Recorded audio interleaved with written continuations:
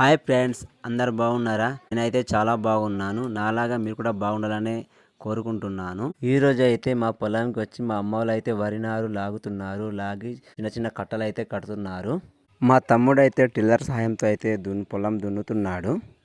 అలాగే మా నాన్నగారు అయితే పొలం గట్టు చెక్కుతున్నాడు. దున్నిన పొలానికి అయితే ఈ కర్ర పట్ల సాయంతో నేను లెవెల్ చేస్తున్నాను. ఎందుకు లెవెల్ చేస్తున్నానంటే వరి నారు నాటిన తర్వాత వర్షం పడినప్పుడు లేదా ఊట వాటర్ పొలం గట్టుపై నుంచి విడుదల చేసినప్పుడు ఈ వాటర్ అన్ని వైపులా నీరు సమానంగా నిల్వ అవ్వడం కోసం ఈ విధంగా కర్ర పట్ట సాయంతో అయితే మేము సర్దుతాము.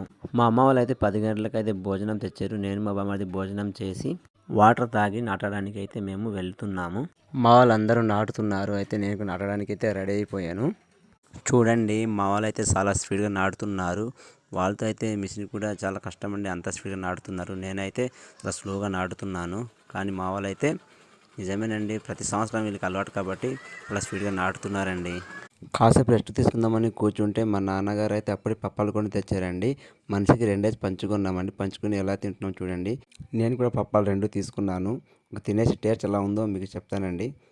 నిజంగానండి, చాలా టేస్ట్ బాగుంది. ఎక్కడి నుంచి తెచ్చారో తెలియదు కానీ పప్పలు అయితే చాలా బాగున్నాయండి, చాలా టేస్ట్ ఉన్నాయి.